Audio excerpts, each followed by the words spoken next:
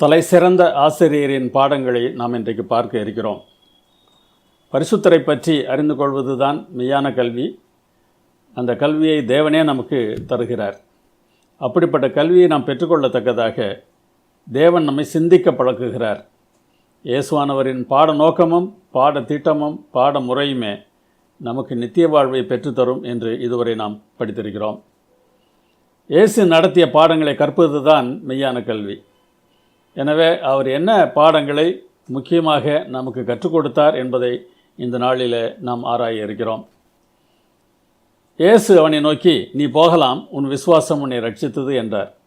உடனே அவன் பார்வை அடைந்து வழியிலே இயேசுவுக்கு பின் சென்றான் என்று மார்க் 10:52 வாசிக்கிறோம்.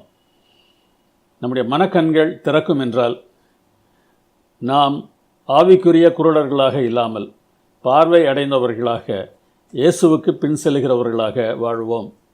அதுதான் மெய்யான கல்வி என்பதை நாம் புரிந்து கொள்ள தேவன் நமக்கு உதவி செய்வாராக.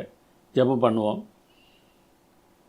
எங்களுக்கு வெளிச்சமாக வழிகாட்டியாக எங்களை சரியான பாதையில் நடத்த விரும்புகிறவராக இருக்கிற எங்கள் அன்புள்ள தேவனே, நீர் எங்களுக்கு வழிகாட்டுகிறதற்காக நாங்கள் உமக்கு நன்றி செலுத்துகிறோம். நீர் காட்டுகிற பாதையில் நாங்கள் செல்லத்தக்கதாக உம்மை தெளிவாக புரிந்து கொள்கிற கண்களை தேவரீர் இந்த நாளிலே எங்களுக்கு கொடுக்க வேண்டுமாய் எங்கள் அருமைநாதர் இயேசு நாமத்தில் வேண்டுகிறோம் பரமபிதாவே, ஆமேன். திருமதி கிளேன் என்கிற ஒரு ஆசிரியை தன்னுடைய மாணவர்களிடத்தில் தங்களுக்கு பிடித்தமான படம் ஒன்று வரையும்படியாக சொன்னார். ஒவ்வொருவரும் தங்களுக்கு பிடித்தமான படங்களை வரைந்தார்கள். அது ஒரு பாலர் வகுப்பு. ஒவ்வொருவரும் தாங்கள் வரைந்த படத்தை தங்கள் ஆசிரியரிடத்தில் காட்டி மகிழ்ந்தார்கள். ஒவ்வொரு படமாக பார்த்து கொண்டு வந்த திருமதி கிளைன் டக்ளஸ் என்கிற மாணவனுடைய படத்தை பார்த்தபோது, டக்ளஸ் என்ன வரைந்திருக்கிறாய் என்று ஆச்சரியத்தோடு கேட்டார். நான் ஒரு கை வரைந்திருக்கிறேன் என்று சொன்னார். உடனே அந்த கை படத்தை எடுத்து, இது யாருடைய கை என்று மாணவர்களிடத்தில் ஆசிரியை கேட்டார். ஆளுக்கு ஒரு கருத்தை சொன்னார்கள். ஒரு மாணவன் சொன்னான், இது கடவுளுடைய கையாக இருக்கும், அவர்தான் நமக்கு தேவையானதை எல்லாம் தருகிறார் என்று சொன்னான். இன்னொரு மாணவன், இது ஒரு விவசாயியின் கையாக இருக்கும், அவர்தான் நமக்கு தேவையான உணவை உற்பத்தி பண்ணுகிறார் என்று சொன்னான். இன்னொருவன், இது ஒரு போலீஸுடைய கையாக இருக்கும், அவர்தான் நம்ம எல்லாம் பாதுகாக்கிறார் என்று சொன்னான். இன்னொரு பெண், இது போர்வனுடைய கையாக இருக்கும், அவர்தான் நம்முடைய நாட்டை பாதுகாக்கிறார் என்று சொன்னாள். இவ்வாறாக ஆளுக்கு ஒரு கருத்தை சொன்னார்கள். இவ்வாறு ஒவ்வொருவரும் கருத்தை சொல்லி சந்தோஷமாக இருந்த சமயத்தில் டக்ளஸை ஆசிரியை மறந்தே விட்டார். டக்ளஸ் இடத்துல இந்த கை யாருடைய கை என்று அவர் கேட்கவே இல்லை. மெதுவாக டக்ளஸ் இடத்துல வந்து, டக்ளஸ் இது யாருடைய கை என்று கேட்டபோது அவன் சொன்னான், மிஸ், இது உங்களுடைய கை என்று சொன்னான். ஆசிரியைக்கு கண்ணீர் வந்து விட்டது. ஏன் என்னுடைய கை? அவனுக்கு ஆதரவாக அவன் தோள் மேல் தட்டி கொடுத்த அந்த கை அவனுக்கு பிடித்தமான ஒரு கையாக மாறிவிட்டது. ஆம், அப்படிப்பட்ட ஒரு கையை உடையவராகத்தான் நம்முடைய ஆண்டவர் இருக்கிறார் என்பதை இந்த நாளில் நாம் பார்க்க இருக்கிறோம். நமக்கு எல்லா வகைகளிலும் ஆதரவாக ஆறுதலாக நமக்கு உதவி செய்கிறவராக இருக்கிற தேவனுடைய கை நம்மோடு இருக்கும் வரைக்கும் நாம் எதற்கும் கவலைப்பட தேவையில்லையே. இயேசு மாபெரும் ஆசிரியர். கற்பிக்கும்போது நாம் சொல்லுகிற வார்த்தைகள் மட்டுமல்ல, நாம் செயல்களும் முக்கிய பங்காற்றுவது பற்றி இயேசுவிடமிருந்து என்ன கற்றுக்கொள்ளலாம் என்பதை இன்றைக்கு நாம் பார்ப்போம். வெறுமனே அவர் பேசிக்கொண்டு இருக்கவில்லை, தட்டி கொடுக்கிறார், தொட்டு பேசுகிறார். நம்முடைய கஷ்டங்களின் மத்தியில் நமக்கு ஆறுதல் தருகிறார். அதை புரிந்து கொள்ளும்போது மாத்திரம்தான் இந்த உலகத்திலே நாம் சந்தோஷமாக இருக்க முடியும். நாம் தான் எல்லாம் செய்கிறோம் என்கிற எண்ணம் இருக்கும்போது இந்த சந்தோஷத்தை நாம் பெற்றுக்கொள்ள முடியாது. அவர் செய்கிறார் என்கிற எண்ணம் இருக்கும்போது என்ன போராட்டங்கள் என்ன பிரச்சனைகள் வந்தாலும் அவர் எங்களோடு இருக்கிறார் என்கிற சந்தோஷம் நமக்கு மிகப்பெரிய சந்தோஷமாக இருக்கும். அப்படிப்பட்ட சந்தோஷத்தை இந்த பாடம் உங்களுக்கு தர முடியும் என்றால் இயேசுவை நீங்கள் கண்டிருக்கிறீர்கள் என்று சொல்ல முடியும். இந்த ஆசிரியர் எவ்வாறு அந்த மாணவர்களிடத்தில் அன்பாக தட்டி கொடுத்து பேசி ஆறுதலாக நடத்தினாரோ அதுபோலவே நம்மை தொட்டு பாடம் நடத்தின ஒரு மகா ஆசிரியர் இருக்கிறார். அவர் யார்? அவர் எவ்வாறு தொடுகிறார்? சரீர பிரகாரமாக தொடுகிற சூழ்நிலையிலே ஒரு காலத்தில் அவர் இருந்தார். அப்படி இல்லை என்றாலும் நம்மை அவர் தொடுகிறவராகத்தான் இருக்கிறார். எப்படி தொடுகிறார் என்பதை நாம் பார்ப்போம். ஆதாமுடைய இடத்தில் இயேசு இருந்ததன் மூலமாக அவர் நம்மில் ஒருவராக மாறினார். அப்படி ஆதாமுடைய இடத்திற்கு வருவதற்காகத்தான் அவர் மனுஷகுமாரன் ஆனார். மனுஷகுமாரனாக ஆனதன் மூலமாக இயேசு கற்றுக் கொடுக்கிற பாடம் என்ன என்பதை நாம் கவனித்து பார்க்க வேண்டும். வெறுமனே மனுஷகுமாரன் என்று சொல்வது போதாது. மனுஷகுமாரன் என்கிற வார்த்தைக்குள்ளாக எப்படிப்பட்ட அர்த்தங்கள் அடங்கி இருக்கின்றன. இயேசு மனுஷகுமாரனாக வந்ததினாலே அவர் நமக்கு கற்றுத்தருகிற பாடம் என்ன என்பதை நாம் தெளிவாக புரிந்து கொள்வோம் என்றால், இன்றைக்கு எந்த சூழ்நிலையில் நீங்கள் இருந்தாலும் என் தேவன் என்னோடு இருக்கிறார் என்கிற சமாதானம் நிச்சயமாக உங்களுக்கு வரும் என்பதில் எந்த சந்தேகமும் இல்லை. இயேசுவை இரண்டாம் ஆதாம் என்று வேதாகமம் அழைக்கிறது. எனவே முதலாம் ஆதாமை பற்றி நாம் முதலாவது பார்க்க வேண்டும்.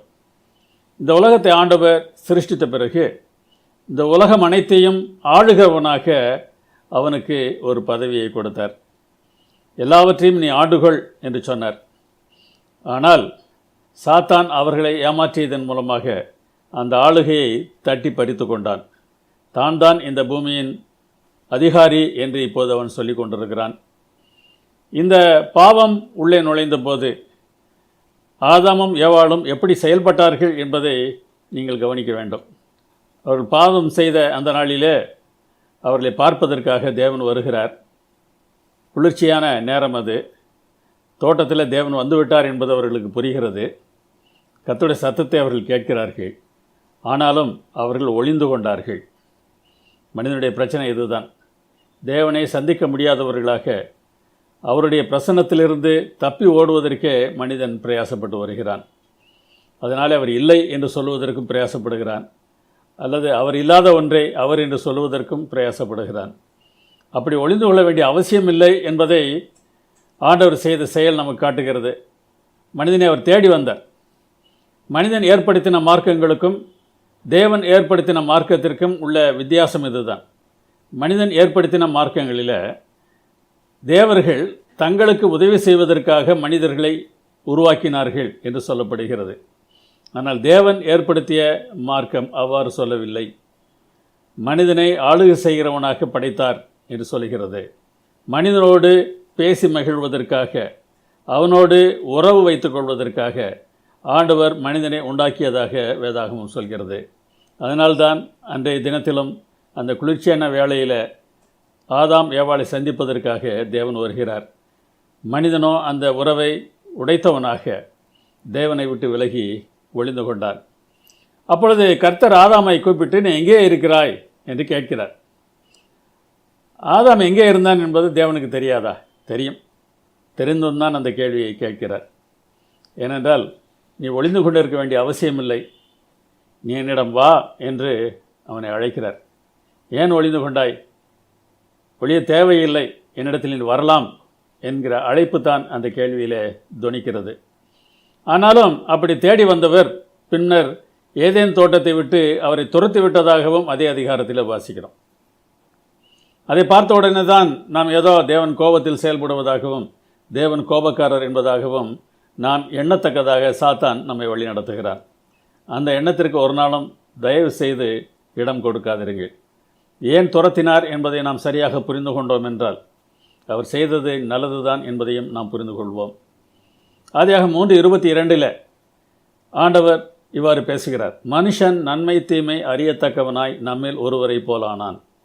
இப்பொழுதும் அவன் தன் கையை நீட்டி ஜீவ விருட்சத்தின் கனியையும் பறித்து புசித்து என்றைக்கும் உயிரோடு இராதபடிக்கு செய்ய வேண்டும் என்று தேவன் சொன்னதாக அந்த வசனம் சொல்கிறது. அறிதல் என்பது நம்மை பொறுத்தமட்டில் தகவல் என்கிற நிலையில்தான் நாம் நினைத்து கொண்டிருக்கிறோம். ஆனால் வேதாகமத்தில், அதிலும் முக்கியமாக பழைய ஏற்பாட்டில், அறிதல் என்பது செயலை சுட்டி காட்டுகிற ஒரு வார்த்தை. நன்மை தீமை அறிதல் என்பது நன்மையான தகவலையும் தீமையான தகவலையும் பெற்றுக்கொள்வது என்கிற அர்த்தம் இல்லை.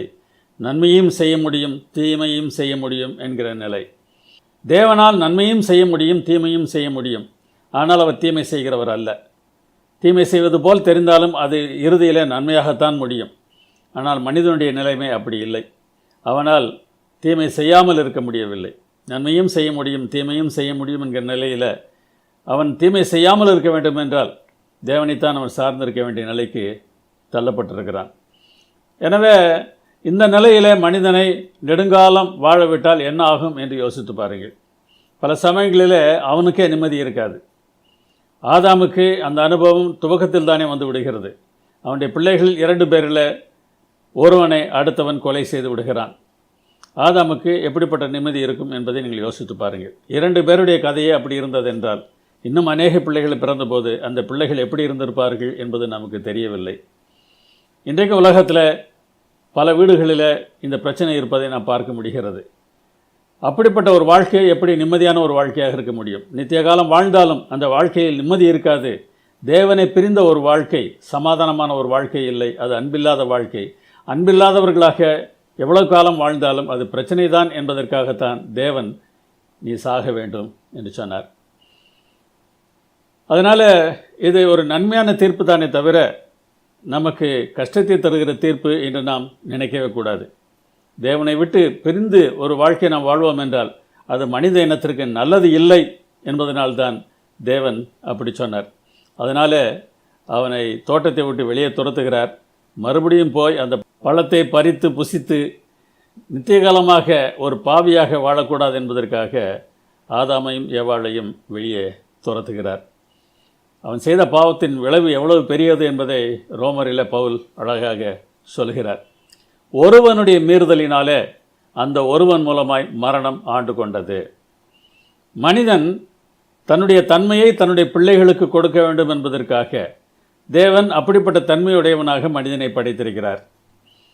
இவன் மீறியதினாலே அந்த மீறுதல், அந்த பாவம், அந்த பிரிவினை அவனுடைய உள்ளத்திலிருந்து அவனுடைய பிள்ளைகளுக்கும் செல்கிறது. அதனால் இவனுக்கு கொடுக்கப்பட்ட மரணம் அவர்களுக்கும் வந்து விடுகிறது. 18ஆம் வசனத்தில் பவுல் சொல்லுகிறார், ஒரே மீறுதலினாலே எல்லா மனுஷருக்கும் ஆக்கினைக்கு ஏதுவான தீர்ப்பு உண்டானது. அந்த ஒரு மீறுதலினால்தான் நமக்கு தண்டனை கிடைக்கிறது. அந்த ஒரு மீறுதலினாலே நாம் சாகிறோம். அந்த ஒரு மீறுதலினாலே தண்டனைக்கு ஏதுவான தீர்ப்பு உண்டாகி இருக்கிறது. அடுத்த வசனத்தில் பவுல் இன்னொன்றையும் சொல்லுகிறார், ஒரே மனுஷனுடைய கீழ்ப்படியாமையினாலே அநேகர் பாவிகள் ஆக்கப்பட்டனர். அந்த ஒரு மனிதன் செய்த தவற்றினாலே மரணம் வந்தது. எல்லாருக்கும் தண்டனைக்கு ஏதுவான தீர்ப்பு உண்டாயிற்று. எல்லோரும் பாவிகளானார்கள். இது எவ்வளவு பெரிய பிரச்சனை என்பதை யோசித்து பாருங்கள். இந்த நிலையை மாற்றுவதற்கு இன்னொரு ஆதாம் வந்தார் என்று வேதாகமம் சொல்கிறது. அவரை 2ஆம் ஆதாம் என்று சொல்கிறோம். இந்த 2 ஆதாம்களுக்கும் உள்ள வித்தியாசம் என்ன என்பதை நாம் பார்க்க வேண்டும்.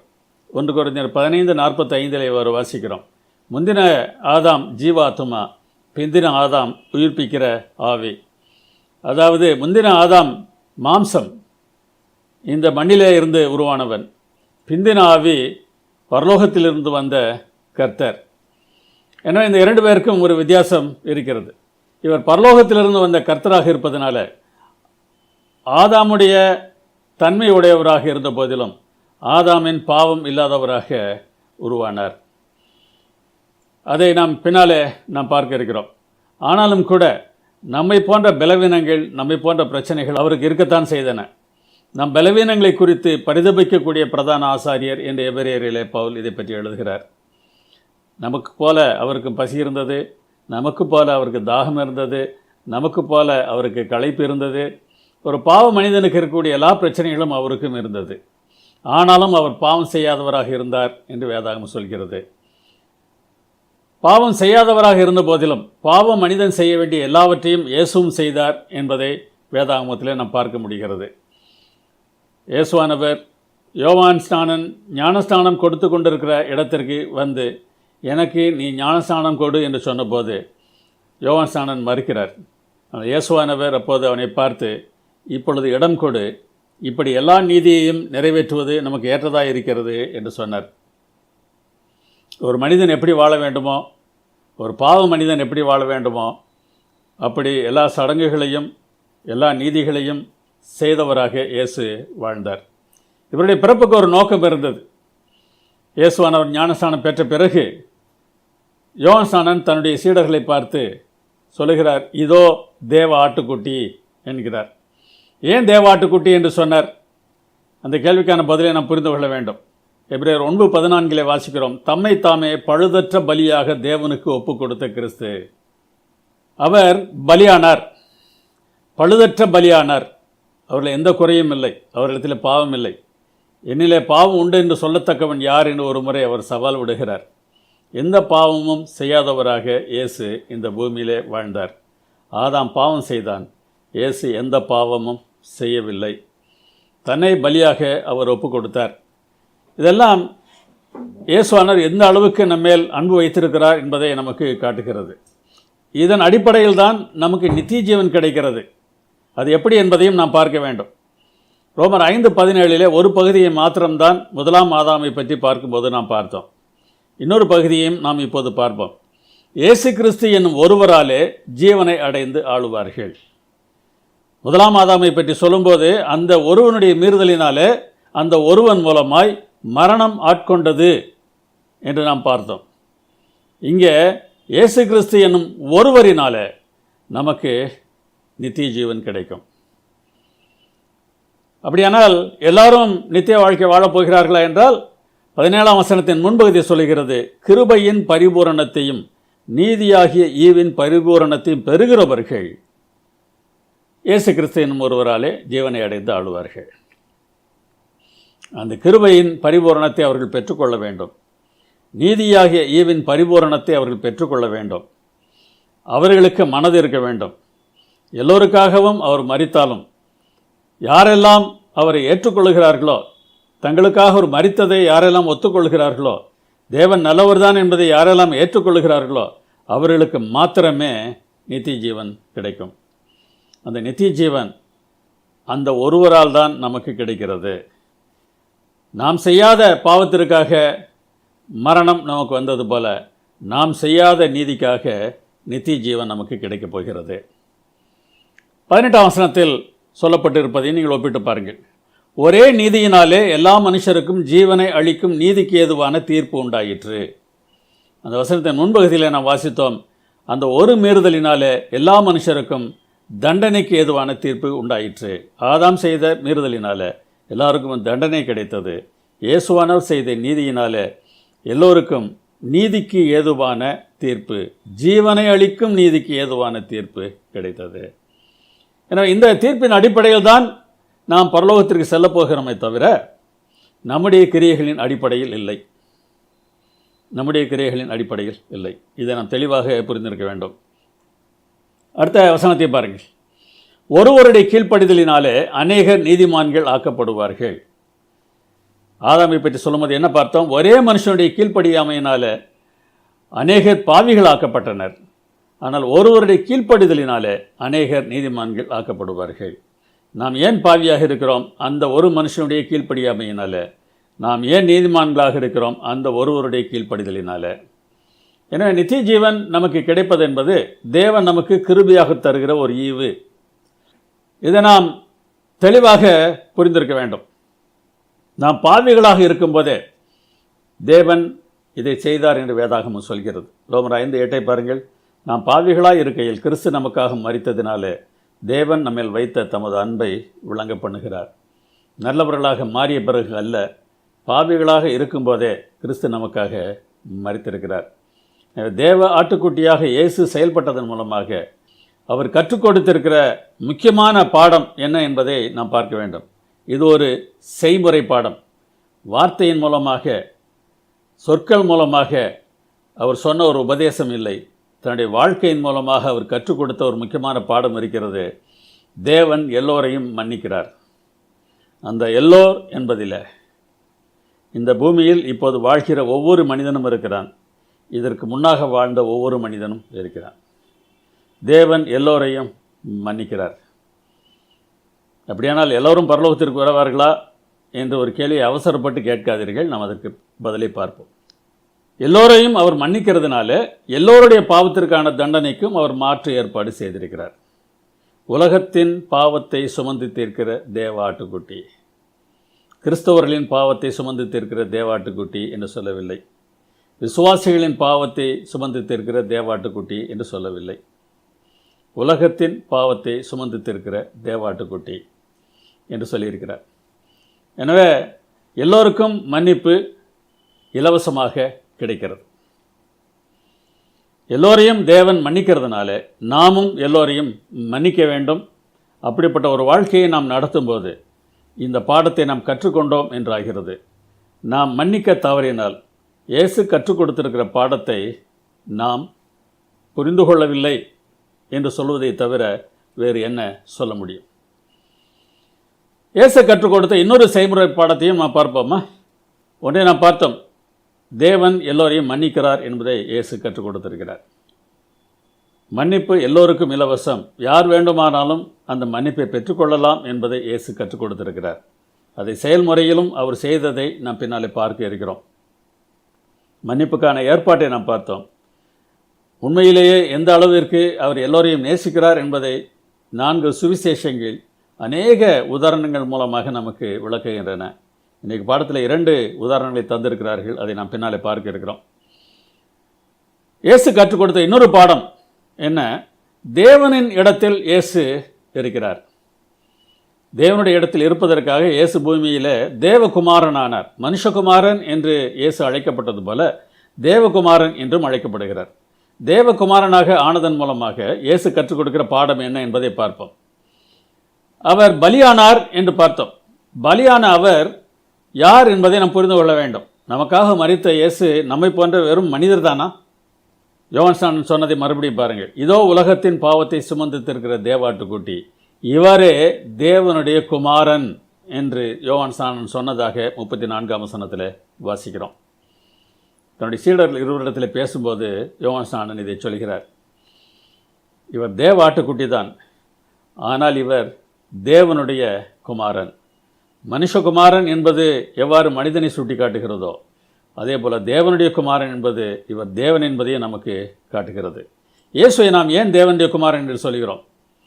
மரியாள் கர்ப்பமாவதற்கு முன்பு காபிரியேல் தூதன் வந்து மரியாளிடத்தில் பேசிய போது இவ்வாறு சொல்கிறார், பரிசுத்த ஆவி உன்மேல் வரும், உன்னதமானவருடைய பலம் உன்மேல் நிழலிடும், ஆதலால் உன்னிடத்தில் பிறக்கும் பரிசுத்தம் உள்ளது தேவனுடைய குமாரன் எனப்படும். லூக்கா 1:35. அவர் ஏன் தேவனுடைய குமாரன் என்று அழைக்கப்படுகிறார்? இந்த பூமியில் அவர் மனிதனாக பிறந்தார். அப்படி பிறந்ததற்கு காரணம் வேறு ஆண் இல்லை, தேவனுடைய வல்லமையினாலே இது நடந்தது. எனவே உன்னிடத்தில் பிறக்கும் பரிசுத்தம் உள்ளது தேவனுடைய குமாரன் எனப்படும் என்று காபிரியேல் தூதன் சொல்கிறார். எனவே இவர் வெறும் மனுஷகுமாரன் மாத்திரமில்லை, இவர் தேவகுமாரன். ஆதாமுடைய இடத்தில் மாத்திரம் அவர் இருக்கவில்லை, தேவனுடைய இடத்திலும் அவர் இருக்கிறார். தேவகுமாரனாக இவர் எதை கற்றுக் கொடுக்கிறார் என்பதை நாம் பார்க்க வேண்டும். யோவான் 1:18 இவ்வாறு வாசிக்கிறோம், தேவனை ஒருவனும் ஒரு காலம் கண்டதில்லை, பிதாவின் மடியில் இருக்கிற ஒரே பேரான குமாரனே அவரை வெளிப்படுத்தினார்.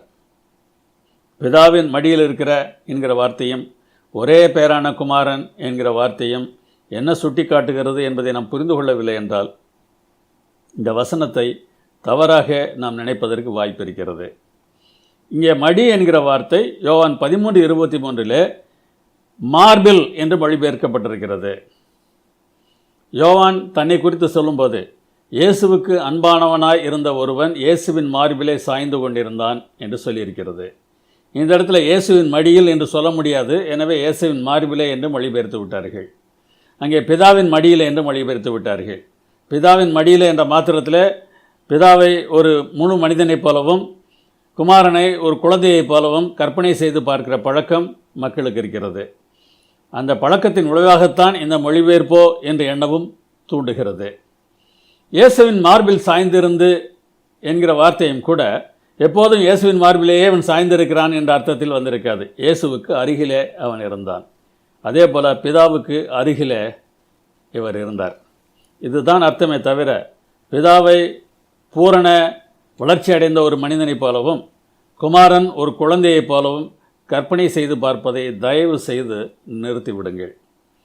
தேவனுக்கு சமமாய் இருப்பதை கொள்ளையாடின பொருளாக எண்ணாமல் என்றுதான் பவுல் பிலிப்பியருக்கு எழுதும்போது குறிப்பிடுகிறார். பிதாவுக்கு சமமானவராக இயேசு இருந்தார். அவர் இந்த பூமியில் பிறந்ததினால அவர் தேவனுடைய குமாரன் என்று அழைக்கப்பட்டார் என்று லூக்கா 1:35 சொல்கிறது. இந்த வசனம் சொல்வதை நாம் தவிர்த்துவிட்டு நம்முடைய இஷ்டப்படி பேசுவதற்கு அங்கே ஒன்றுமில்லை. ஒரே பேரானவர் என்கிற வார்த்தையும் கூட ஒரே பிள்ளை என்று பல சமயங்களில் அர்த்தம் காணுவதற்கு நாம் பிரயாசப்படுகிறோம். ஒரே பேரானவர் என்றால் ஒரே பிள்ளை என்று அர்த்தம்தானா? இதை நாம் சற்று வேத வசனத்தை வைத்து நாம் பார்ப்போமே. எபிரேயர் 11:19 ஒரு வசனம் சொல்லியிருக்கிறது. தனக்கு ஒரே பேரானவனையே பலியாக ஒப்பு கொடுத்தான், மரித்தோரிலிருந்து அவனை பாவனையாக திரும்பவும் பெற்றுக்கொண்டான். இது யாரை பற்றி சொல்லியிருக்கிறது என்று புரிகிறதா? கொஞ்சம் யோசிக்க முடியுமா?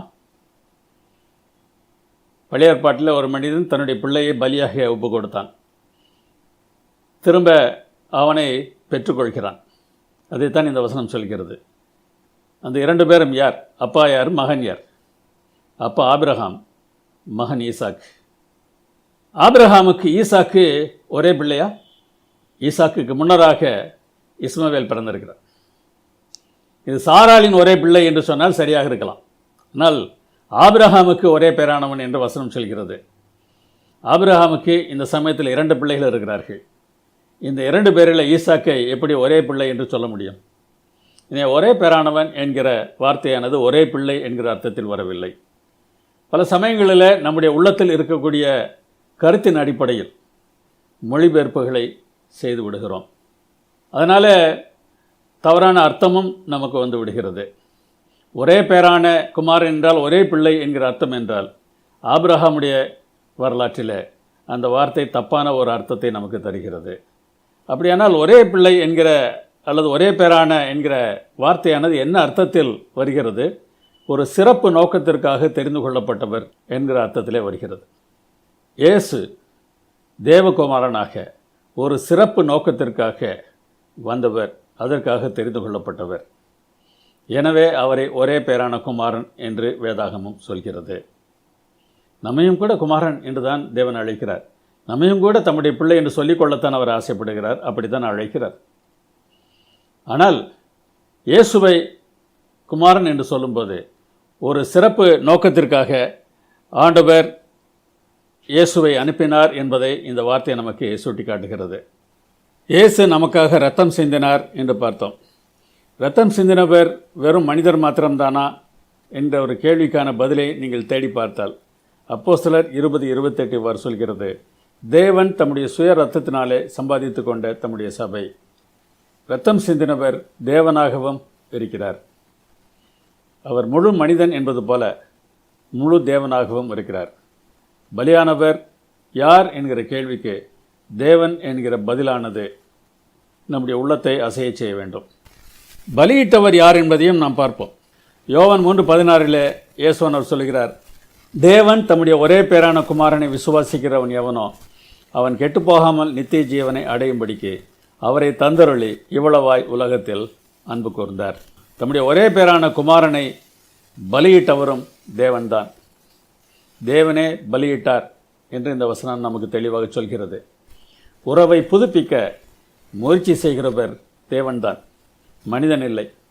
எனவே யார் மனதை மாற்ற வேண்டியுள்ளது என்கிற கேள்விக்கு பதில் என்ன என்பதை யோசித்து பாருங்கள். நமக்கும் தேவனுக்கும் இருக்கிற உறவில் அந்த உறவு சீர்பட வேண்டும் என்றால் தேவன் தம்முடைய மனதை மாற்ற வேண்டிய அவசியம் இல்லை, மனிதன்தான் தன்னுடைய மனதை மாற்ற வேண்டிய அவசியம் இருக்கிறது. இதை குறித்து போன பாடத்தில் நாம் தெளிவாக பார்த்தோம்.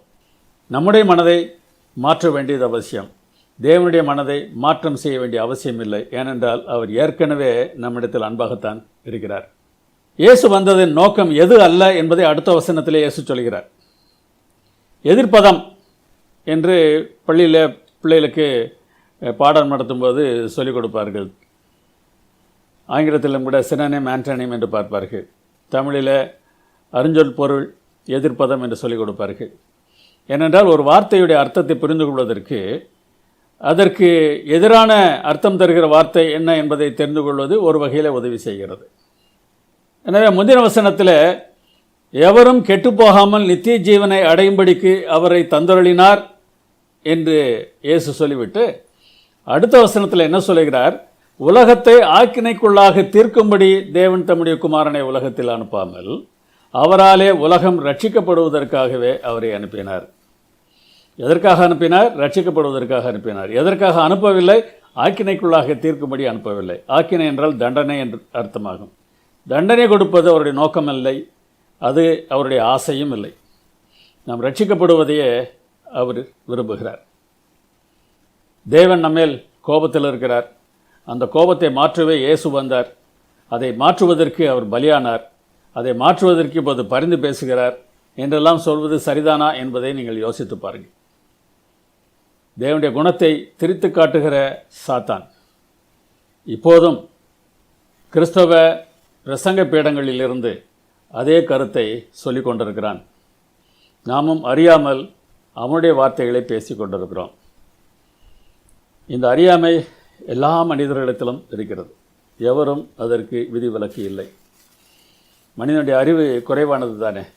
தேவனை புரிந்து கொள்வதற்கு அவன் மிகவும் கஷ்டப்படத்தான் செய்கிறான். கோபம் என்கிற ஒரு வார்த்தையும் கூட அப்படிப்பட்ட ஒன்றுதான்.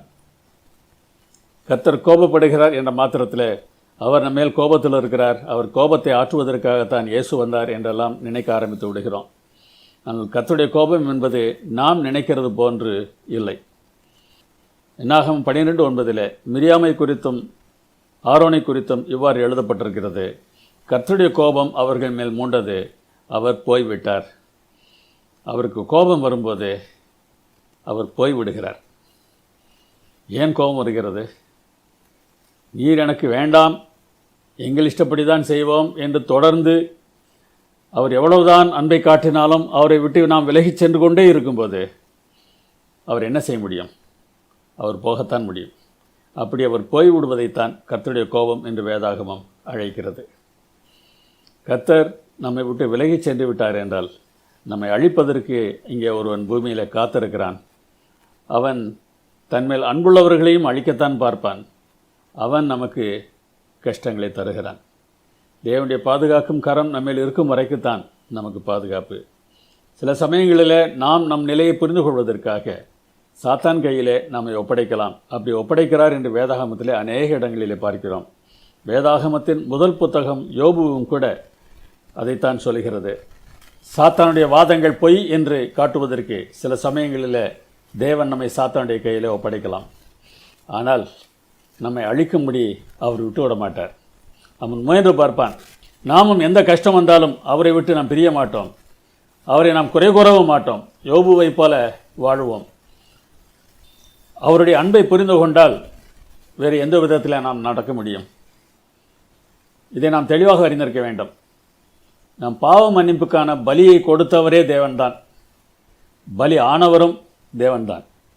நிழலில் மனிதன் பலியிட்டான். ஆட்டையோ புறாவையோ புறா குஞ்சையோ என் தானியத்தை கூட பலியிட்டிருக்கிறான். நிழலில் அது நடந்தது. ஆனால் நிஜத்தில் தேவன் பலியிடுகிறார். அவர் பலியிடும்போது அவருடைய கோபத்தை ஆற்ற வேண்டும், அவரை சமாதானப்படுத்த வேண்டும் என்பதில் என்ன அர்த்தம் இருக்கிறது? அவர் தானே பலியிடுகிறார். நாம் பலியிட்டால் நம்ம அப்படி சொல்லலாம். நாம் பலியிட்டதெல்லாம் வெறும் நிழல்தான் என்பதை வேதாகமும் தெளிவாக சொல்கிறது. நிஜம் வித்தியாசமானது. தேவன் நமக்காக தம்மைத்தாமே பலியாக கொடுத்தார். பலியிட்டவர் யார்? தேவன். எப்படிப்பட்ட அன்புள்ள தேவன் இவர் என்பதை யோசித்து பாருங்கள். சொல்லுவோமா? தேவன் நல்லவர். எல்லா காலங்களிலும் எல்லா சூழ்நிலைகளிலும் என்ன நேரிட்டாலும் தேவன் நல்லவர். நான் அதற்கு சாட்சி. தேவன் நல்லவர் என்பதை காண்பித்ததன் மூலம் அவர் என்ன செய்கிறார் என்பதை யோசித்து பாருங்கள். பூமியையும் பரலோகத்தையும் இணைக்கிற ஏணியாக அவர் செயல்படுகிறார். பழைய ஏற்பாட்டில் தானே தேவன் இந்த சத்தியத்தை வெளிப்படுத்தியிருக்கிறார். யாக்கோபு என்று ஒருவன் இருந்தான். அவன் தன்னுடைய தந்தையையும் அண்ணனையும் ஏமாற்றிவிட்டு அங்கே இருந்து தப்பி ஓடுகிறான். அண்ணன் கோபத்தில் இருந்தான். இங்கே தன்னை கொன்று விடுவானோ என்று பயந்து தன்னுடைய மாமன் வீட்டிற்கு அவன் ஓடுகிறான். ஓடுகிற வழியிலே ஒரு இடத்துல படுத்து கிடக்கிறான். அப்போது தேவன் அவனுக்கு ஒரு சொப்பனத்தை காண்பிக்கிறார். இந்த சொப்பனத்தில் ஒரு ஏணி பூமியில் வைக்கப்பட்டிருந்தது. அதன் நுனி வானத்தை எட்டியிருந்தது. அதில் தேவதூதர்கள் ஏறுகிறவர்களும் இறங்குகிறவர்களுமாய் இருந்தார்கள் என்று ஆதியாகமம் 28:12 நாம் பார்க்கிறோம். பரலோகத்தையும் பூமியையும் இணைக்கிற ஒரு ஏணியை அவன் தன்னுடைய சொப்பனத்தில் பார்த்தான். கர்த்தர் அவனுக்குரிய ஆசீர்வாதத்தையும் சொன்னார். யாருக்கு? அண்ணனையும் அப்பாவையும் ஏமாற்றிவிட்டு ஓடுகிற ஒரு மனிதன்.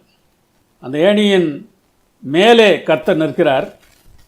கர்த்தர் சொல்லுகிறார், நான் உன் தகப்பனாகிய ஆபிரகாமின் தேவனும் ஈசாக்கின் தேவனும் ஆகிய கர்த்தர், நீ படுத்திருக்கிற பூமியை உனக்கும் உன் சந்ததிக்கும் தருவேன் என்று வாக்குரைக்கிறார். என்ன பேர் சொல்கிறார் பாருங்கள், ஆபிரகாமின் தேவன் ஈசாக்கின் தேவன் என்று தன்னை அழைக்கிறார். ஆபிரகாமிடத்தில் அநேக தவறுகள் காணப்பட்டன, ஈசாக்கிடத்திலும் கூட அநேக தவறுகள் காணப்பட்டிருக்கின்றன. ஆனால் ஒரு சமயத்தில் தன்னுடைய பிள்ளையை பலியாக இடுவதற்கு இந்த ஆபிரகாமும் தன்னையே பலியாக கொடுப்பதற்கு இந்த ஈசாக்கும் தயாராக இருந்தார்கள். நம்முடைய பரலோக பிதாவையும் இயேசுவையும் சுட்டி காட்டுவது போல் இருக்கிறது அல்லவா? நாம் பாவங்களின் மத்தியிலும் கிறிஸ்துவுக்குள் தேவன் நம்மை நாடி வருவது பற்றி இந்த சம்பவம் என்ன சொல்கிறது? கிறிஸ்தவ கல்வியானது இந்த நியதியை ஏன் முக்கியமாக கற்றுக் கொடுக்க வேண்டும் என்று பாடத்தின் ஆசிரியர் 2 கேள்விகளை எழுப்புகிறார். ஆம், தேவன் நம்மை தேடி வருகிறார் என்பதுதான் மிகவும் மிகவும் முக்கியமான கல்வி. ஒரு கிறிஸ்தவ கல்வி இந்த நியதியை கட்டாயமாக கற்றுக் கொடுக்க வேண்டும்.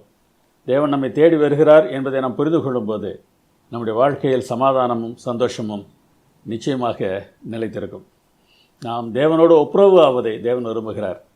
பிரபஞ்ச ஒப்புரவாகுதலுக்கும் அவர் ஏற்பாடு செய்திருக்கிறார். நாம் பிற மனிதர்களுடன் ஒப்புரவு ஆக வேண்டாவா? எவரையும் நாம் ஒதுக்காமல் எல்லோரிடத்திலும் பேசி மகிழ்வதற்கு நாம் ஆயத்தமாக இருக்கலாம் அல்லவா? அதில் ஒரு பிரச்சனை இருக்கிறது என்கிற கேள்வி நம்முடைய உள்ளத்தில் எழும்பலாம். ஆனால் தேவன் நம்மோடு இருக்கும்போது அவர்களால் நமக்கு எந்த தீங்கும் செய்ய முடியாது. உண்மையிலே மனம் மாறுதல் இல்லாமல் சுயநலத்திற்காக மன்னிப்பு கேட்டு நம்மோடு பேசி பழகுவதற்கு அவர்கள் விரும்புவார்கள் என்றால் தேவன் அவர்களை பார்த்து கொள்வார். நிச்சயமாக அது நடக்கும் என்று நாம் நம்பலாம். ஏனென்றால் நம்முடைய தேவன் நம்பத்தகுந்தவர். மன்னிப்பை ஏற்றுக்கொண்டு அவருடன் ஒப்புரவானவர்கள் எப்படி வாழ்வார்கள்? அந்த கேள்விக்கான பதிலையும் இயேசுவானவர் செய்முறையிலே செய்து காண்பித்தார். இயேசு கிறிஸ்துவின் வாழ்வில் நடந்த சம்பவங்கள் 2 இந்த பாடத்தில் உள்ளன. தன் மகளுக்காக வேண்டுதல் செய்த கானானிய பெண், கண் தெரியாதிருந்த பர்திமேயு. இந்த சம்பவங்களில் அவர்கள் இயேசுவை எவ்வாறு அழைத்தார்கள் தெரியுமா? தாவீதின் குமாரனே என்று அழைத்தார்கள். இயேசு ஆதாமின் இடத்திலும் தேவனுடைய இடத்திலும் மாத்திரமல்ல, தாவீதின் இடத்திலும் இருந்தார். தாவீது ஒரு ராஜாவாக இருந்தார். அதே போன்று இயேசுவும் ஒரு ராஜாவாக இருக்கிறார். புதிய ஏற்பாட்டின் முதல் புத்தகத்தில் முதல் வசனம் இவ்வாறு துவங்குகிறது: ஆபிரகாமின் குமாரனாகிய தாவீதின் குமாரனான இயேசு கிறிஸ்துவனுடைய வம்ச வரலாறு. இயேசு கிறிஸ்துவை தாவீதின் குமாரன் என்று வேதாகமம் அழைக்கிறது. தாவீதின் குமாரனாக ஆனதன் மூலம் இயேசு கற்றுக் கொடுக்கிற பாடம் என்ன என்பதை பார்ப்போம். இயேசு யார் என்பதை மரியாளிடம் காபிரியல் சொல்கிறார். லூக்கா 1:32 வாசிக்கிறோம். அவர் பெரியவராயிருப்பார், உன்னதமானவருடைய குமாரன் எனப்படுவார். கர்த்தராகிய தேவன் அவருடைய பிதாவாகிய தாவீதின் சிங்காசனத்தை அவருக்கு கொடுப்பார். தேவனுடைய குமாரனாக அவர் இருப்பது போல தாவீதின் குமாரனாகவும் இருக்கிறார். அந்த பிதாவாகிய தாவீதின் சிங்காசனத்தை இயேசுவுக்கு தேவன் கொடுப்பார் என்று இந்த வசனம் சொல்கிறது. அவர் யாக்கோபின் குடும்பத்தாரை என்றென்றைக்கும் அரசாளுவார், அவருடைய ராஜ்யத்துக்கு முடிவு இராது என்றும் காபிரியல் தூதன் சொன்னார். யாக்கோபின் குடும்பத்தாரை அரசாளுவார் என்றால் அவர் யாக்கோபின் குடும்பத்துக்கு மாத்திரம்தான் ராஜாவா என்று ஒரு சந்தேகம் நம்முடைய உள்ளத்தில் வரலாம். ரோமரில் பவுல் எழுதும்போது இஸ்ரவேல் வம்சத்தார் எல்லாரும் இஸ்ரவேலர் அல்லவே என்கிறார். எல்லோரும் ஆபிரகாமின் சந்ததி என்று அழைத்து கொண்டாலும் எல்லோரும் பிள்ளைகள் இல்லை. மாம்சத்தின்படி பிள்ளைகளானவர்கள் தேவனுடைய பிள்ளைகள் இல்லை, வாக்கு தத்தத்தின்படி பிள்ளைகளானவர்களே அந்த பிள்ளைகள் என்று பவுல் எழுதுகிறார். எனவே இங்கே யாக்கோபின் சந்ததி என்று சொன்னால் தேவனை ஏற்றுக்கொண்டவர்கள், தேவனை ஏற்றுக்கொண்டவர்களை அவர் அரசாளுகிறார். அவருடைய அரசாளுகையின் கீழ் நாம் இருக்கும்போது அநியாயமாக நம்மை துன்புறுத்த யாரால் முடியும்? நம்மை காப்பாற்றுவதற்கு தேவையான எல்லாவற்றையும் இந்த ராஜாதி ராஜா செய்வார் என்பதில் நமக்கு எந்த சந்தேகமும் இருக்க தேவையில்லை. இந்த ராஜா யாக்கோபின் குடும்பத்தாருக்கு மாத்திரம்தான் என்று அல்ல, இந்த ராஜா யாருக்கெல்லாம் ராஜா என்பதை குறித்து நாம் பாடத்தில் பார்க்கிற 2 சம்பவங்களுமே நமக்கு சுட்டி காட்டுகின்றன. பிற மக்களையும் நேசிக்கிறவர் இவர் என்று ஒரு சம்பவம் சொல்கிறது. தீரு சீதோன் பட்டணங்களின் திசைகளுக்கு இயேசு போனார். கப்பர்நகூமிலிருந்து அந்த தீரு சீதோன் பகுதிக்கு அவர் செல்கிறார். அப்பொழுது அந்த திசைகளில் குடியிருக்கிற கானானிய ஸ்திரீ ஒருத்தி அவரிடத்தில் வந்தாள். வேறு இனத்தை சார்ந்த ஒரு பெண் அவரை பார்ப்பதற்கு வருகிறாள். வந்து என்ன சொல்கிறாள்? ஆண்டவரே, தாவீதின் குமாரனே, எனக்கு இரங்கும், என் மகள் பிசாசினால் கொடிய வேதனைப்படுகிறாள் என்று சொல்லி கூப்பிட்டாள். எப்படி அழைக்கிறாள் என்று பாருங்கள். தாவீதின் குமாரனே என்று அழைக்கிறாள். பரிசேயரிடம் இயேசுவானவர் ஒரு முறை கிறிஸ்துவை குறித்து நீங்கள் என்ன நினைக்கிறீர்கள், அவர் யாருடைய குமாரன் என்று கேட்டபோது அவர் தாவீதின் குமாரன் என்று சொன்னார்கள். தாவீதின் குமாரன் என்றால் கிறிஸ்து அல்லது மேசியா என்பது அவர்களுக்கு மிகவும் நன்றாக தெரிந்திருந்தது. ஒருமுறை ஜனங்கள் எல்லாரும் ஆச்சரியப்பட்டு தாவீதின் குமாரன் இவர்தானோ என்று சொன்னபோது இதே பரிசேயர் என்ன சொல்கிறார்கள்? இவன் பெயல்செபூலினாலே பிசாசுகளை துரத்துகிறான், இவன் பிசாசு பிடித்தவன் என்று சொல்கிறார்கள். யார் இவர்கள்? பரிசேயர்கள். அந்த காலத்து பக்திமான்கள், அந்த காலத்து மதவாதிகள். தலைவர்கள் எல்லாம் மிகவும் மோசமாக இருக்கிறார்கள், நாம் நன்றாக இருக்க வேண்டும் என்று சொல்லிக் கொண்டிருந்த பக்திமான்கள். எல்லா காலங்களிலும் இப்படித்தான் இருக்கிறது. அவர் மோசம், இவன் மோசம் என்று சொல்வதற்கு பிரயாசப்படுகிறார்களே தவிர இயேசு யார் என்பதை கண்டுகொள்வதற்கு மனிதர்களுக்கு நேரம் இல்லை. இயேசு யார் என்பதை கண்டுகொண்டால் மற்றவர்களை பற்றி பேசுவதற்கு நேரம் இருக்காது. பரிசேயருடைய நிலை அதுவாகத்தான் இருந்தது. இயேசுவை பெயல்செபூல் என்று சொன்னார்கள். இயேசுவை அவர்கள் அறிந்து கொள்ளவில்லை. ஆனால் ஒரு கானானிய பெண் இவரை தாவீதின் குமாரனே என்று அழைக்கிறாள். இந்த கானானிய பெண் இஸ்ரவேல் தேசத்தில் குடியிருக்கவில்லை, கலிலேயாவில் குடியிருக்கவில்லை, எருசலேமில் குடியிருக்கவில்லை. ஏதோ அங்கே சொன்னார்கள் இவள் தெரிந்து கொண்டாள் என்று சொல்வதற்கெல்லாம் ஒன்றுமில்லை. அவள் இருந்த இடம் எது? சீரு சீதோன் பகுதி, சீரோ பெனிக்கேயா என்று அழைக்கப்பட்ட ஒரு பகுதி. இஸ்ரவேலர் அதிகமாக குடியிருந்த பகுதி இல்லை. அந்த பகுதியில் இருந்த ஒரு பெண்ணுக்கு இவர் தாவீதின் குமாரன் என்று தெரிந்திருக்கிறது. எருசலேமில் இருந்த பக்திமான்களுக்கு இவர் தாவீதின் குமாரன் என்று தெரியவில்லை. என்ன ஒரு வேதனையான சூழ்நிலை என்பதை நீங்கள் யோசித்து பாருங்கள். இன்றைக்கு கிறிஸ்தவத்தை குறித்து பிரசங்கம் பண்ணுகிற நான் கிறிஸ்துவை அறியாத நிலையில் ஒரு இந்து சகோதரி இயேசுவை பார்த்து இவர் தேவகுமாரன் என்று சொல்வது போல் இருக்கிறது. அப்படி சொன்னால் ஒருவேளை விளங்கும் என்று நினைக்கிறேன். இயேசு ஒரு பதிலும் சொல்லவில்லை. படத்தை பார்த்தால் உங்களுக்கு தெரியும். கப்பர்நகூமிலிருந்து அவர் நடந்து அந்த தீரு சீதோன் பகுதிக்கு சென்றிருக்கிறார். அங்கே வேறு எந்த ஒரு வேலையும் செய்யவில்லை என்பதை சுவிசேஷ புத்தகங்கள் நமக்கு தெளிவாக காட்டுகின்றன.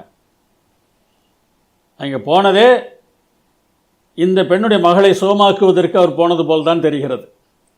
ஆனால் தாவீதின் குமாரனே, என் மகளை விடுதலையாக்கும் என்று அவள் கூவிய போது இவர் ஒரு வார்த்தையும் சொல்லவில்லை என்று வேதாகமம் சொல்கிறது.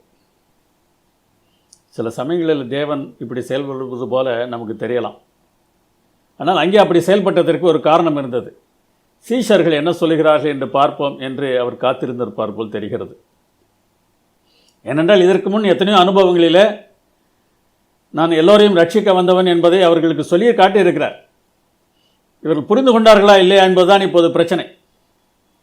அவர் வந்து சொல்கிறார்கள், இவள் நம்மை பின்தொடர்ந்து கூப்பிடுகிறாளை, இவளை அனுப்பிவிடும் என்று சொன்னார்கள். இவளுடைய மகளை சுகமாக்கும் என்று சொல்வதற்கு வாய் வரவில்லை. இவளை போக சொல்லும் என்று சொல்கிறார்கள். பல சமயங்களில் நாங்கள் கிறிஸ்துவோடு நெருக்கமானவர்கள் என்று நினைக்கிறவர்கள் அப்படித்தான் சொல்லுவோமோ, அப்படித்தான் இருப்போமோ தெரியவில்லை. சீசர்கள் அப்படி இருந்திருக்கிறார்கள். பின்னால் மாறினார்கள். ஆனால் அந்த சமயத்தில் அப்படித்தான் இருந்தார்கள். உடனே வெந்த பொண்ணில் வெயில் பாய்ச்சுவது போல இயேசுவான் ஒரு வார்த்தையை சொல்லுகிறார், நான் வந்தது இஸ்ரவேலை விட்டார் இடத்திற்காகத்தான், வேறொன்றும் இல்லை என்கிறார். அப்போதாவது இல்லை இல்லை, உலகத்தின் பாவத்தை சுமந்து இருக்கிற தேவாட்டுக்குட்டி என்று பிலிப்புவோ அந்திரேயாவோ யோவானோ சொல்லியிருக்கலாமே, சொல்லவில்லை. அவளோ அவரை விடுவதாக இல்லை. ஆண்டவரே எனக்கு உதவி செய்யும் என்று அவர் முன்னராக கீழே விழுகிறாள். அப்போது இன்னமும் வேதனை தரக்கூடிய ஒரு வார்த்தையை இயேசு சொல்லுகிறார். பிள்ளைகளின் அப்பத்தை எடுத்து நாய்க்குட்டிகளுக்கு போடுகிறது நல்லதல்ல என்கிறார். சீசர்களுக்கு சந்தோஷமாக இருந்திருக்கலாம். ஆனால் நீங்கள் சந்தோஷப்பட்டது தவறு என்று சொல்வது போல ஒரு வார்த்தையை பின்னாலே இயேசு சொல்ல இருக்கிறார். நான் அவள் வாயிலிருந்து வந்த வார்த்தை என்ன? சரிதான், நான் நாய்க்குட்டியாக இருந்து விட்டு போகிறேன். ஆனால் எஜமான் வீட்டில் பிள்ளைகள் சாப்பிடும்போது கீழே விழுகிற துணிக்கைகளை நாய் தின்னுமல்லவா, அதை எனக்கு கொடுத்தால் போதும் என்கிறார். என்னதான் ஒதுக்குவது போல தெரிந்தாலும் நான் உம்மை விடமாட்டேன் என்று சொல்லுகிறாள். ஏனென்றால் தாவீதின் குமாரன் எப்படிப்பட்டவர் என்பது அவளுக்கு தெரிந்திருக்கிறது. சீஷர்களுக்கு தெரியாத ஒரு உண்மையை அவள் அறிந்திருந்திருக்கிறாள். அவர் என்னை ஒதுக்கவில்லை. ஒதுக்குவதாக தெரிந்தாலும் எவரையும் ஒதுக்குகிறவர் இல்லை அவர் என்பதை அவள் அறிந்திருந்ததினால, என்ன வேண்டுமானாலும் நீர் சொல்லிக்கொள்ளும், என் பிள்ளையை சுகமாக்கும் என்று கேட்கிறாள். அப்போது இயேசு அவளை பார்த்து, ஸ்திரியே, உன் விசுவாசம் பெரிது. என்ன கஷ்டங்கள் வந்தாலும், என்ன பிரச்சனைகள் வந்தாலும், தேவன் நம்ம மேல் அன்பாக இல்லாதது போல தெரிந்தாலும், நாம் ஒதுக்கப்பட்டதாக தெரிந்தாலும், அவர்தான் எனக்கு எல்லாம் செய்ய முடியும் என்று யார் அவரை நம்பியிருக்கிறார்களோ அவருடைய விசுவாசம் பெரியது. நீ விரும்புகிறபடி உனக்கு ஆக கடவுது என்றார். அந்நேரமே அவள் மகள் ஆரோக்கியமானாள் என்று மத்தேயு எழுதுகிறார். இயேசு நம்முடைய பாவங்களை மன்னிக்கிறதற்கு வந்தவர், நம்மை தேவனோடு ஒப்புரவாக்குவதற்கு வந்தவர். நாம் எப்படி நடக்க வேண்டும் என்பதை இங்கே சொல்லிக் கொடுக்கிறார். எவரையும் நாம் ஒதுக்கலாகாது. இந்த எண்ணம் வந்ததென்றால் பாவத்திலிருந்து விடுதலையும் நமக்கு கிடைக்க ஆரம்பிக்கும். நம்முடைய நற்கிரிகளினாலே நமக்கு நித்திய ஜீவன் கிடைக்கப் போவதில்லை என்று சொன்னேன், அது உண்மைதான். ஆனால் நித்திய ஜீவனை பெற்றுக்கொள்ளத்தக்கதாக அவரால் மன்னிப்பு பெற்றவர்கள், அவரோடு ஒப்புரவானவர்கள், அவரை போல வாழ்வதற்கு ஆசைப்படுவார்கள். அவருடைய பாதையில் அவரை பின்பற்றி செல்வதற்கு ஆசைப்படுவார்கள். ஒதுக்கப்பட்டவர்கள் எவரையும் இயேசுவானவர் ஒதுக்கவில்லை என்பதை அடுத்த சம்பவமும் நமக்கு காட்டுகிறது. பிச்சைக்காரனை நம்முடைய ஆலயத்திற்குள் நாம் அழைத்து செல்வோமா? என்னிடத்தில் வருகிறவனை நான் புறம்பே தள்ளுவது இல்லை என்று இயேசு சொன்னார். என்ன நடந்தது என்று பாருங்கள். யூதருடைய எரிகோவுக்கும் புறஜாதிகளுடைய எரிகோவுக்கும் இடையிலே உட்கார்ந்து பர்தீமேயு என்கிற கண் தெரியாத ஒருவன் பிச்சை கேட்டுக்கொண்டிருந்தான். அப்போது இயேசு அந்த வழியாக வருகிறார். அப்போது தாவீதின் குமாரனே எனக்கு இறங்கும் என்று கூப்பிடத் தொடங்கினான்.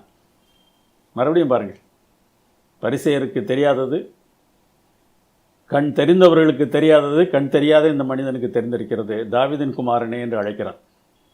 தாவீதின் குமாரனே என்று அழைக்கிறான். வேதாகம் ஆராய்ச்சி செய்தவன் இல்லை, தீர்க்க தரிசனங்களை படித்தவன் இல்லை, வேத வசனங்களை மனப்பாடம் செய்தவன் இல்லை. வேத வசனங்களை மனப்பாடம் செய்தவர்கள் இவரை பெயல்செபூல் என்று அழைத்து கொண்டிருந்த போது, பிசாசு பிடித்தவன் என்று அழைத்து கொண்டிருந்த போது, இதெல்லாம் படிக்காத ஒரு மனிதன் தாவீதின் குமாரனே என்று அழைக்கிறான். ஒரு மனிதன் தேவனை தேடி வருவது தேவன் அவனுக்குள் இருந்து கற்றுக் கொடுப்பதினால் தானே தவிர வெளியே இருந்து வருகிற பாடத்தினால் இல்லை. வெளியே வருகிற பாடம் ஒருவேளை உதவியாக இருக்கலாம், ஆனால் தேவன் கற்றுக் கொடுக்கவில்லை என்றால் நாம் நடத்துகிற பாடம் எந்த அளவிலும் பயனற்றது என்பதை என்னை போன்றவர்கள் நிச்சயமாக உணர்ந்திருக்க வேண்டும். தாவீதின் குமாரனே எனக்கு இறங்கும் என்று அவன் கூப்பிட்டான். உடனே எல்லோரும் அதட்டுகிறார்கள். பிச்சைக்காரன் இவன் என்ன இவரை பார்த்து கூப்பிடுவது? ஆனால் அவனோ மீண்டும் மீண்டுமாக தாவீதின் குமாரனே என்று முன்னிலும் அதிகமாக அவன் கூப்பிட்டான். இயேசு நின்று அவனை அழைத்து வரச் சொல்கிறார்.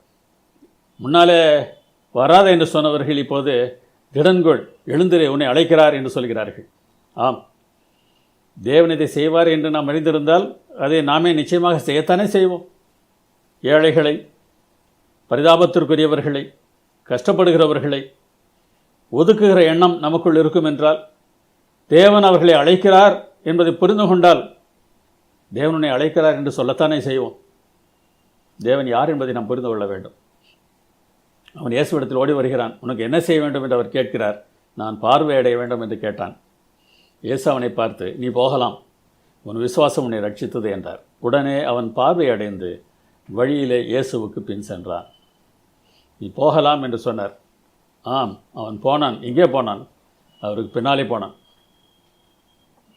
அவர் அடிச்சுவட்டிலே அவன் நடந்து போனான். இயேசுவின் அடிச்சுவடு எப்படிப்பட்டது என்பதை நாம் புரிந்திருக்கிறோமா?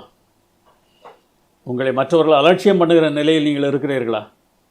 உங்களில் ஒருவராக வாழ்ந்த இயேசு உங்களை நேசிக்கிறார். இயேசு தன்னை எப்படி பார்த்தார் என்பதையும் பார்த்து இந்த வேத ஆராய்ச்சியை நாம் முடிப்போம். நாத்தான் வேலை இயேசுவிடத்தில் பிலிப்பு அழைத்து வருகிறார். நாசரேத்திலிருந்து அவர் வருகிறார் என்று சொன்ன மாத்திரத்தில் நாசரேத்திலிருந்து நன்மை வருமா, வர வழி இருக்கிறதா என்று நாத்தான்வேல் கேட்கிறார். ஏனென்றால் நாசரேத் மிகவும் மோசமான ஒரு ஊர். அங்கே இருந்து ஒரு நல்ல மனிதன் எப்படி வர முடியும்? நமக்கு ஒரு முக்கியமான பாடத்தை இது கற்றுக் கொடுக்க வேண்டும். நம்மை சுற்றிலும் எவ்வளோ மோசமாக மக்கள் இருக்கிறார்கள் என்பது அல்ல, நமக்குள்ளே இருக்கிறவர் எப்படி இருக்கிறார் என்பது தான் முக்கியம். நம்ம சுற்றிலும் எவ்வளவு நல்லவர்கள் இருந்தாலும் நமக்கு உள்ளே சாத்தான் இருப்பான் என்றால் நாம் சாத்தானாகத்தான் செயல்படுவோம். பரலோகத்தில் தானே சாத்தான் இருந்தான், அங்கேருந்து தானே தீமையானவற்றை யோசித்தான். நம்ம சுற்றிலும் இருக்கிறவர்கள் எவ்வளவு மோசமானவர்களாக இருந்தாலும் நமக்கு உள்ளே இருக்கிறவர் தேவனாக இருந்தால் நான் நல்லவர்களாகத்தான் வாழ்வோம். சூழ்நிலை நாம் யார் என்பதை வெளிப்படுத்துமே தவிர நம்மை நல்லவர்களாகவோ கெட்டவர்களாகவோ மாற்றுவது இல்லை. நாசரேத்திலிருந்து நன்மை வருமா என்று கேட்ட அவனை வந்து பார் என்று பிலிப்பு இயேசுவிடத்தில் அழைத்து சென்றபோது அவனை பார்த்து இயேசு சொன்னார், கபடற்ற உத்தம இஸ்ரவேலன் என்று சொன்னார். அத்திமரத்தின் கீழ் இருந்தபோது உன்னை கண்டேன் என்று இயேசு சொன்னார். உடனே நாத்தான்வேல் சொல்கிறான், நீர் தேவனுடைய குமாரன், நீ இஸ்ரவேலின் ராஜா என்கிறான். நீர் தேவனுடைய குமாரன் இல்லை என்றால் நான் அங்கே அத்திமரத்தண்டையில் இருந்தபோது பேசிக்கொண்டிருந்ததெல்லாம் உமக்கு எப்படி தெரியும்? நிச்சயமாக நீர் தேவனுடைய குமாரன் தான், நீர் இஸ்ரவேலின் ராஜா என்கிறார். நாம் இதுவரைக்கும் பார்த்தோம் அல்லவா? 3 பிரிவுகளாக பார்த்தோம். ஆதாம் இடத்திலே இயேசு இருந்தார், தேவனுடைய இடத்திலே இயேசு இருந்தார், தாவீதின் இடத்திலே இயேசு இருந்தார். இங்கே தாவீதின் இடத்திலும் தேவனுடைய இடத்திலும் இருக்கிற இயேசு என்று சொல்லி அவரை அழைக்கிறான். ஆனால் அவர் தன்னை பற்றி எப்படி அழைத்தார் தெரியுமா? அவர் தேவகுமாரனாகவும் தாவீதின் குமாரனாகவும் இருந்த போதிலும் பல முறை தன்னை அவர் மனுஷகுமாரன் என்று அழைத்தார். நாத்தான்விடத்தில் இயேசு சொல்கிறார், வானம் திறந்திருக்கிறதையும் தேவதூதர்கள் மனுஷகுமாரனிடத்திலிருந்து ஏறுகிறதையும் இறங்குகிறதையும் நீங்கள் இது முதல் காண்பீர்கள் என்று சொன்னார். அவன் தேவகுமாரன் தாவீதின் குமாரன் என்று அழைக்கிறான், இவர் தன்னை மனுஷகுமாரன் என்று அழைக்கிறார். உங்களை பற்றி உயர்வாக மற்றவர்கள் பேசும்போது நீங்கள் யார் என்பதை உணர்ந்து பேச வேண்டும். இவர் தாவீதின் குமாரன் தான், இவர் தேவனுடைய குமாரன் தான், ஆனால் அதை பெருமையாக எண்ணாமல் நான் மனுஷகுமாரன் என்று சொல்கிறார். தன்னை மனுஷகுமாரன் என்று பார்த்ததினால தன் மூலமாக தேவனை பற்றி சரியாக புரிந்து கொண்டு பரலோகத்திற்கும் பூமிக்கும் ஒரு இணைப்பு உண்டாகப் போகிறது என்பதை இயேசு அறிந்திருந்தார். பூலோகத்திலே மனுஷகுமாரனாக மனிதர்களை மாற்றி அவர்களை தேவனோடு இணைக்கிறார். யாக்கோபு சொப்பனம் கண்டபோது கர்த்தர் ஏணியின் மேலே இருப்பதாக பார்த்தார். இங்கே ஏணியின் கீழே இயேசு இருக்கிறார் மனுஷகுமாரனாக. தூதர்கள் ஏறியும் இறங்குகிறதையும் நீங்கள் பார்ப்பீர்கள் என்று இயேசு சொன்னார். ஒரு மனிதனாக நம்மால் வாழ முடியுமா? ஆம், ஒரு மனிதனாக நாம் வாழ வேண்டும். ஆதாமுடைய பிள்ளையாக, 2ஆம் ஆதாமுடைய பிள்ளையாக நாம் வாழ வேண்டும். நமக்கு இன்னும் வேறு நிறைய பெயர்கள் வைத்திருக்கிறோம். படித்தவன், படிக்காதவன், ஏழை, பணக்காரன், இப்படி பல பெயர்கள் இருக்கின்றன. நான் அந்த இனம், நீ இந்த இனம், அதெல்லாம் இல்லை. நான் ஒரு மனிதன், நான் மனுஷகுமாரன். அப்படிப்பட்ட ஒரு வாழ்க்கையை வாழ முடியும் என்றால் இயேசுவை நாம் பின்பற்றி செல்லலாம். நான் உலகத்திற்கு ஒளியாக இருக்கிறேன், என்னை பின்பற்றுகிறவன் இருளிலே நடவாமல் ஜீவ ஒளியை அடைந்திருப்பான் என்று இயேசு சொன்னார். யோவான் 8:12. நாம் சரியான வழியில் சென்று சந்தோஷமாக இருப்பதை தேவன் விரும்புகிறார். வழிகாட்டுவதற்கு அவர் ஏற்பாடு செய்திருக்கிறார். ஆதாமின் இடத்தில் இயேசு இருந்தார், தேவனின் இடத்தில் இயேசு இருந்தார். தாவீதின் இடத்தில் இயேசு இருந்தார். தேவன் எப்படிப்பட்டவர் என்பதை இவற்றின் மூலமாக நமக்கு கற்றுக் கொடுக்கிறார்.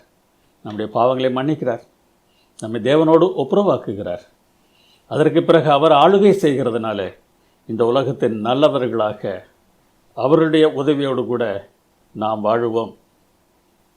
நம்முடைய நற்கிரியைகளினால் நாம் ரட்சிக்கப்படாவிட்டாலும் நம்முடைய நற்கிரியைகள் நாம் ரட்சிக்கப்பட்டவர்கள் என்பதை இந்த உலகத்திற்கு காட்டக்கூடியதாக இருக்கும்.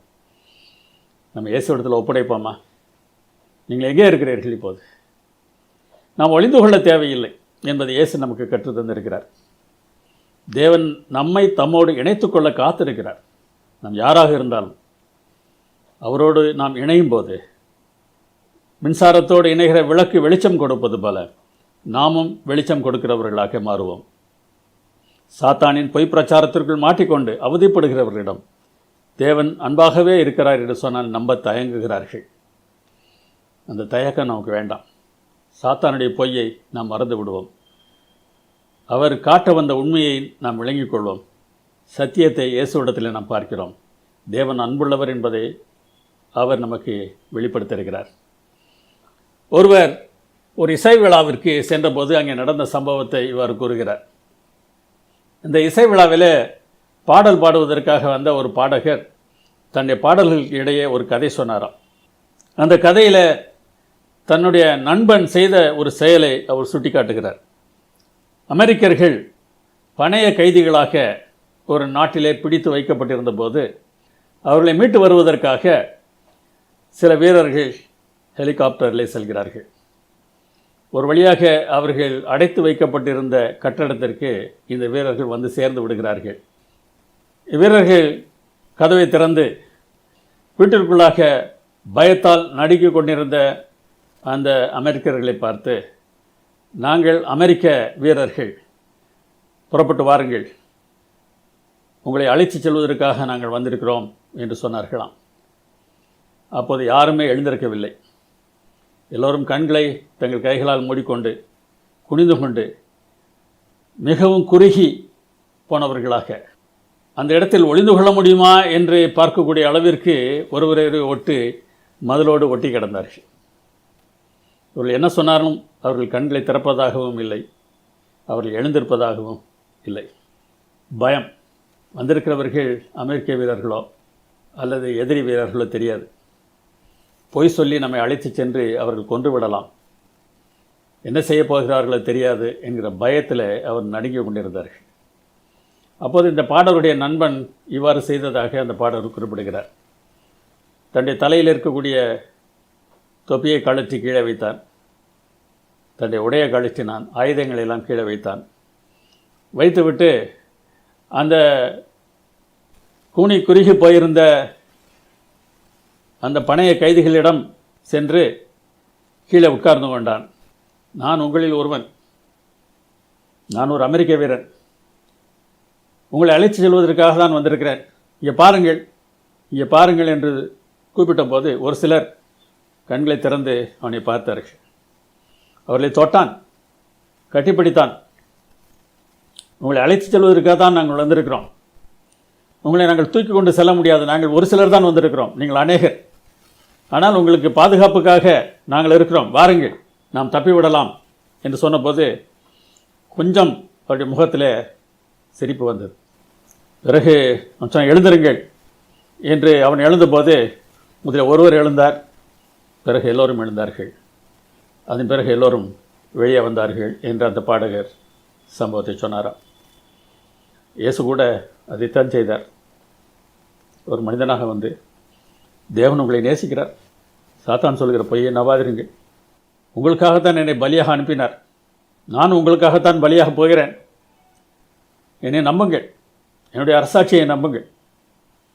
சமயங்களிலே கஷ்டம் இருப்பது போல தெரிந்தாலும் நான் உங்களை கைவிட மாட்டேன், உங்களுக்காக என் ஜீவனையே நான் தந்திருக்கிறேனே, மற்ற தேவைகளை நான் தராமல் இருப்பேனா என்று அவர் கேட்கும்போது ஒப்படைப்பதற்கு நாம் ஆயத்தமாக இருக்கிறோமா? ஜெபம் பண்ணுவோம். எங்களால் பிதாவே, இந்த அருமையான வேலைக்காக நாங்கள் ஸ்தோத்திரிக்கிறோம். கஷ்டங்கள் இருக்கலாம், பிரச்சனைகள் இருக்கலாம், பூமியில் மனிதர்களை ஒதுக்கலாம், கானானி ஸ்திரியை போல நாங்கள் இருக்கலாம் ஆண்டவரே. பிச்சைக்காரனை போல நாங்கள் இருக்கலாம், எங்களை அதுபோல் எல்லோரும் பார்க்கலாம். ஆனால் நீர் அப்படி எங்களை பார்க்கவில்லை. எங்களை நேசிக்கிறீர், எங்களை கூப்பிடுகிறீர், எங்களுக்கு உதவி செய்ய காத்திருக்கிறீர். இதை போன்ற விசுவாசம் மிகப்பெரிய விசுவாசம் என்று சொல்வதற்கு காத்திருக்கிறேன். அதற்காக உம்மை ஸ்தோத்திரிக்கிறோம். சரியான பாதையில் எங்களை வழிநடத்தும். இயேசு நாமத்திலே கேட்கிறோம் பரமபிதாவே, ஆமென்.